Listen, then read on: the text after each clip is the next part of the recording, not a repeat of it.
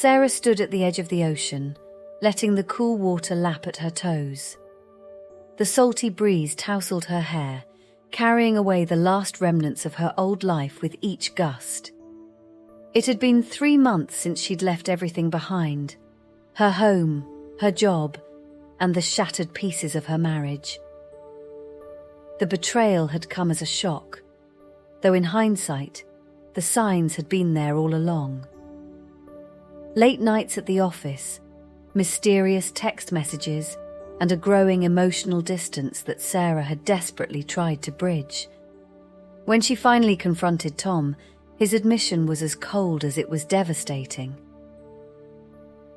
"I'm sorry, Sarah," he'd said, his voice devoid of the warmth she once knew. "But I don't love you anymore. I haven't for a long time."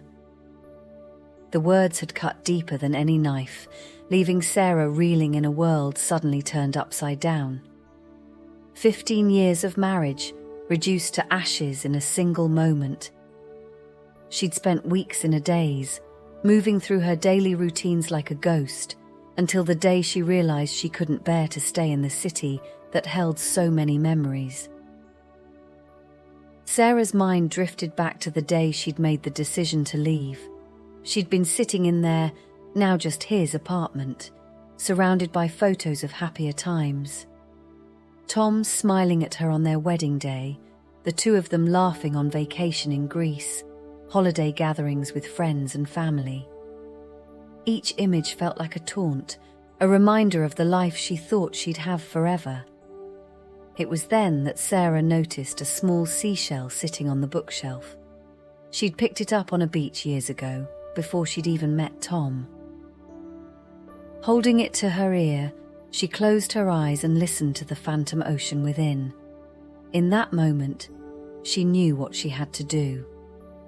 With nothing left to lose, Sarah had packed a single suitcase and driven to the coast, ending up in a small seaside town she'd visited once as a child.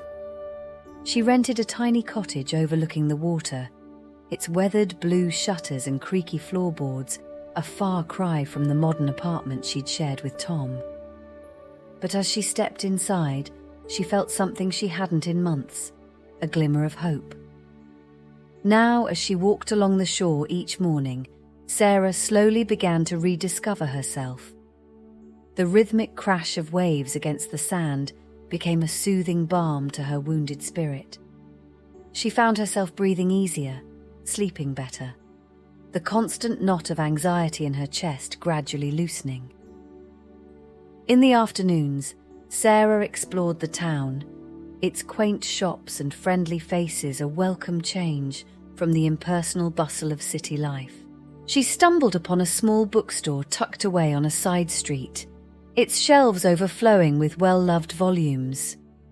The owner, a kind-faced woman named Eleanor, took Sarah under her wing, recommending books that spoke to her soul and offering a listening ear when Sarah needed to talk. It was during one of these talks that Sarah finally allowed herself to open up about the full extent of her pain. Sitting in the cozy back room of the bookstore, surrounded by the comforting smell of old paper and brewing tea, the words poured out of her like a dam breaking. "I gave him everything," Sarah said, her voice barely above a whisper. "My youth, my dreams, my whole self. And in the end, it wasn't enough. I wasn't enough." Eleanor reached across the table, her weathered hand grasping Sarah's. "Oh, my dear," she said, her eyes filled with understanding. "You were more than enough. It was him who couldn't see the treasure he had." Those words, simple as they were, struck a chord deep within Sarah. For the first time, she began to consider that perhaps the failure of her marriage wasn't entirely her fault. The realization was both liberating and terrifying. It was Eleanor who first suggested that Sarah try her hand at writing.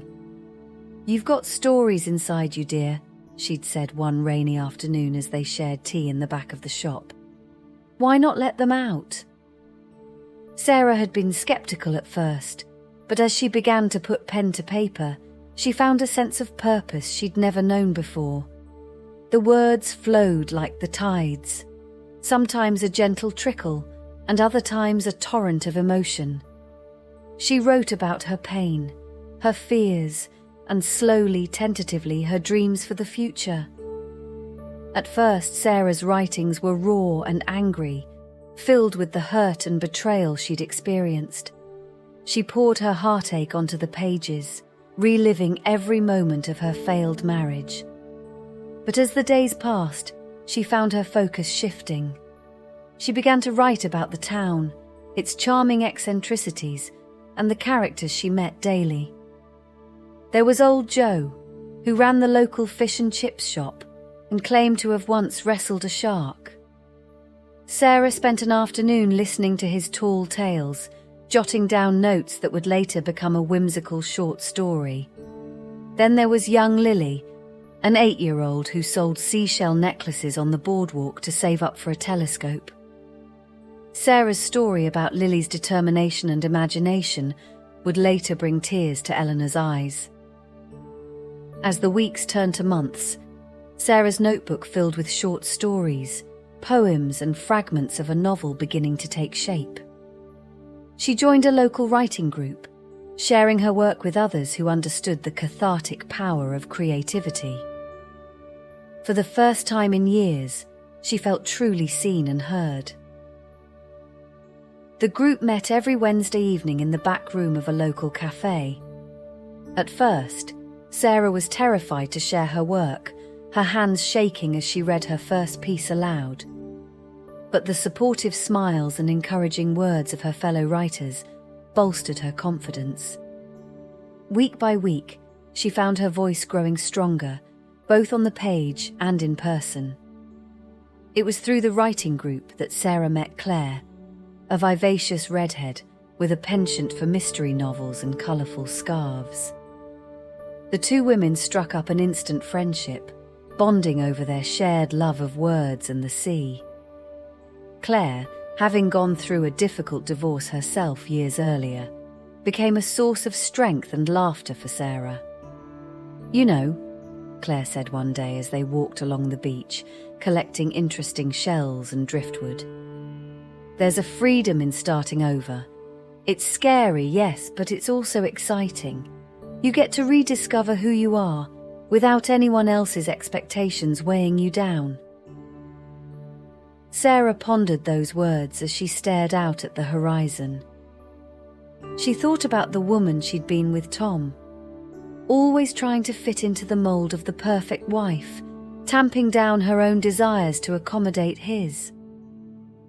Had she lost herself somewhere along the way? The sea continued to work its magic on Sarah's healing heart. She took up swimming, challenging herself each day. The physical exertion cleared her mind, and as she floated on her back, staring up at the endless sky, she felt a sense of freedom she'd never known before.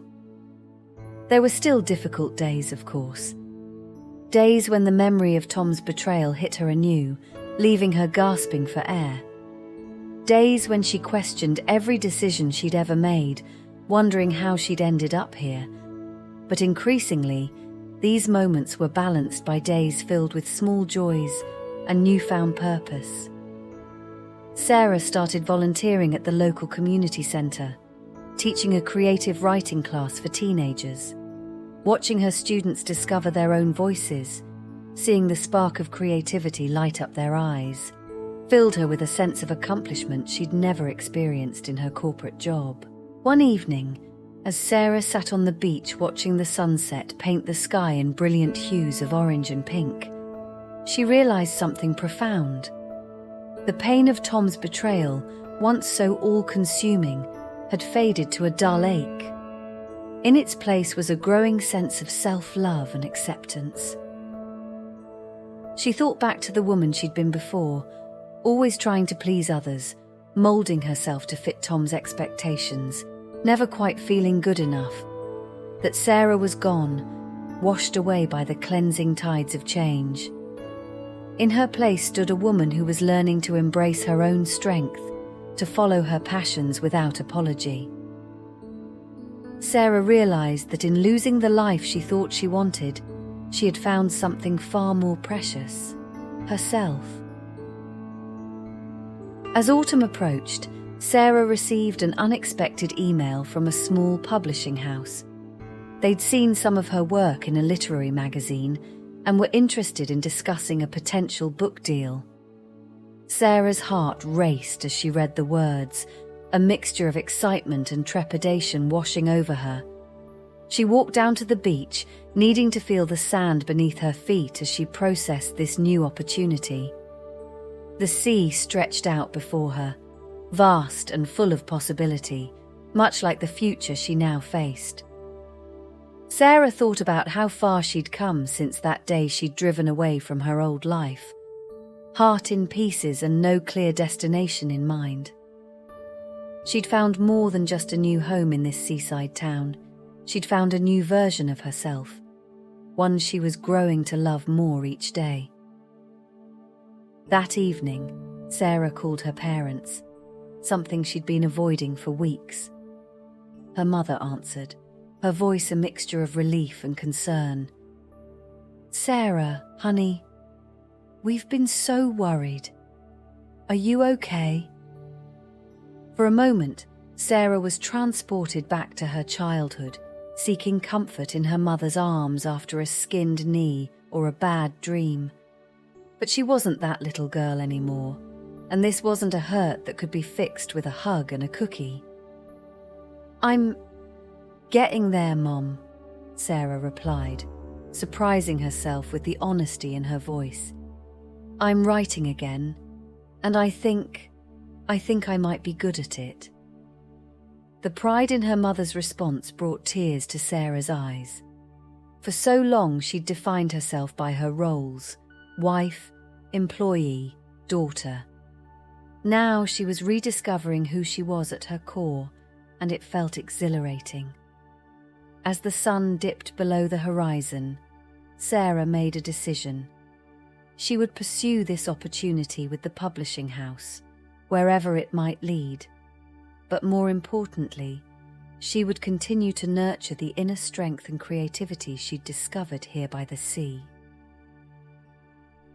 Walking back to her cottage, Sarah felt a sense of peace settle over her. The path ahead was uncertain, but for the first time in her life, that uncertainty felt exhilarating rather than frightening. She was no longer defined by her role as Tom's wife or by the pain of his betrayal. She was Sarah, writer, swimmer, friend, teacher, and so much more. Inside her cottage, Sarah lit a candle and opened her notebook. The blank page before her no longer seemed daunting, but full of potential. She began to write, not about the past or the pain, but about the future, her future. She wrote about the woman she was becoming, the dreams she dared to dream, and the life she was building for herself, one word at a time. The sea had indeed healed her, but it had done more than that. It had shown her that she was capable of healing herself, of creating a life filled with purpose and joy. As she paused in her writing to look out the window at the moonlit waves, Sarah smiled to herself. "Thank you," she whispered, her words carried away by the gentle breeze. The future stretched out before her, as endless and full of possibility as the sea itself, and Sarah was ready to dive in, heart open, embracing whatever adventures awaited her on the shores of her new life. The story of Sarah and the sea was far from over. In fact, she realized it was only just beginning.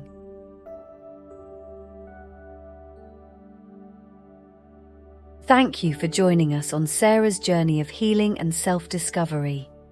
Remember, like the ever-changing tides, life's challenges can lead to beautiful new beginnings. We hope this story inspires you to embrace your own path of transformation. If Sarah's story resonated with you, don't forget to like this video and subscribe to our channel for more inspiring content. Hit the notification bell to stay updated on our latest uploads.